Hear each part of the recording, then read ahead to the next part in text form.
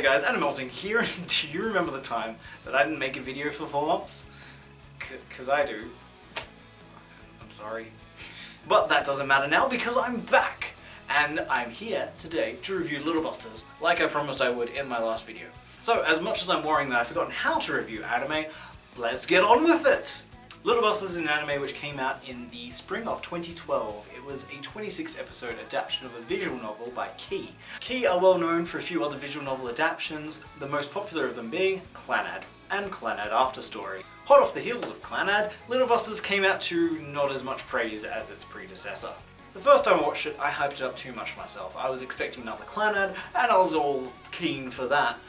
But it wasn't Clannad, and that's why I wasn't enjoying it. So the second time I've watched this series, I enjoyed it a whole lot more. And the thing that got me into watching it recently is I'd heard so much good stuff about its second season, which I'm also going to talk about.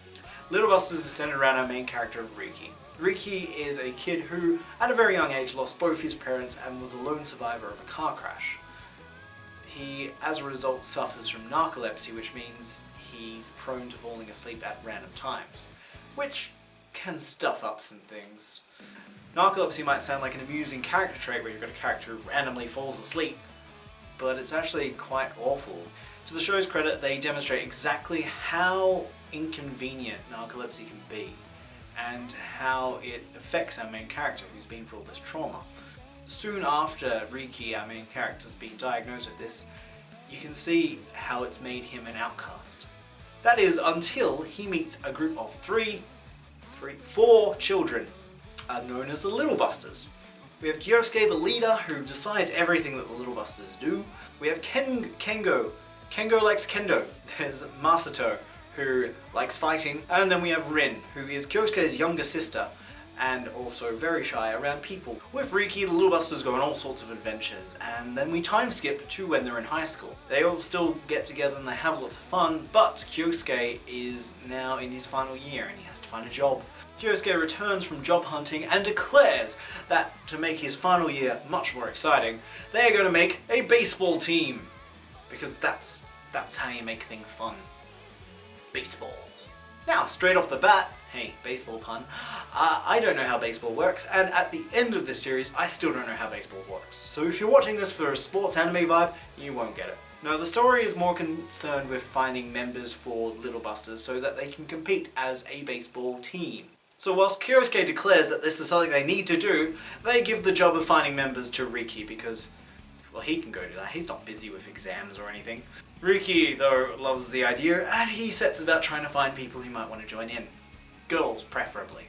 Now this is where Little Busters gets pretty formulaic in how it works. Formulaic in the sense that it works like a lot of other Key visual novels. You have the story of another character, and this character's also suffered trauma, and Riki will identify with that character and try and help that person through their trauma.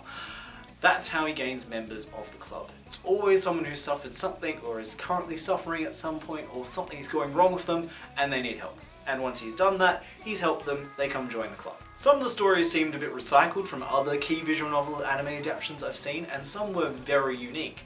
I speak, obviously, of Hood Wafter, who stands out amongst all the other storylines as the most crazy out there one. This thing runs through into the end of the series and it's enjoyable enough, but if you don't like a certain girl or you don't like how the story's going, you might not enjoy that whole 3 or 4 episode segment. Some of the episodes directly follow Riki and Rin, who is Kyosuke's younger sister, and they're given challenges to find out the secret of this world.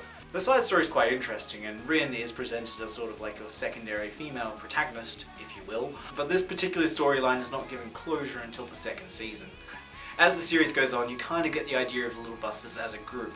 This is a group of friends trying to help each other, and that's how it works. Now, as happy and friendly as that first season sounds, you would have no idea that something sinister was just around the corner in this series. And that's where Season 2 kicks in. Before I even planned to watch Season 1, I heard so many good things about Season 2. This is one of those series where the second season is better than the first. And the reason I like to think that it's liked so much is that it gives the first season a whole bunch more purpose, which it did not have before. Season 2 validates that entire first season and gives you a reason for everything. And without wanting to spoiler anything, I will say that it does make everything that you've watched before it worth it. I enjoyed Little Busters, but Little Busters Refrain, the second season, was Excellent. I'm going to try and tread carefully as I tell you about Refrain, because Refrain, unlike the first season, is only 12 episodes long. And the first part of it starts delving into the mystery of this world that they're all in. One of the small gripes I do have about Little Busters as a whole is that in the second season, all the additional characters that they met and befriended and became members of Little Busters barely get any lines. Aside from one or two, they're sort of shunted to the side. And that's part of the big story and reveal of Refrain, but it still felt like they should have been a bigger part of it. But that's only a small gripe with an otherwise excellent second season.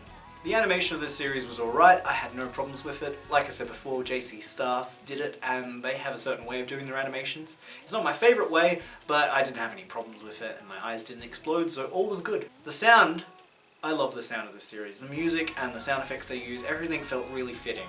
There are a few particular songs which really stood out, and that is Song of Friends. This particular song I could listen to 100 billion times and not get sick of it. The way it's used in the scene particularly is very memorable. It's probably one of my most memorable scenes of anime this year so far. To sum up everything I've said, Little Busters is a good series. Little Busters Refrain is a fantastic second season. If you watch Little Busters and you haven't watched the second season, watch the second season. If you're thinking about watching Little Busters, watch Little Busters, then watch Little Busters Refrain. If none of that sounds like it'd be enjoyable to you, and you're just here watching the video to see me wave my hands around crazy like, that's okay. Welcome. Altogether, Little Busters is a 39 episode investment, and if you're thinking of watching it, I hope you enjoy it. Thanks for watching my return to anime reviewing! And there will be more videos coming up soon, especially a certain desk which I might be helping at. So yeah, keep your eyes peeled for that, because that will be coming up soon-ish.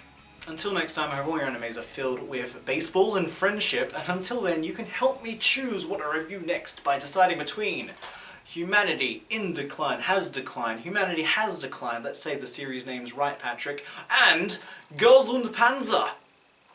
Full disclosure, one of these series I really enjoyed more than I should have. But you can help me by just writing in the comments which one you'd like to see a review of more. So, bye!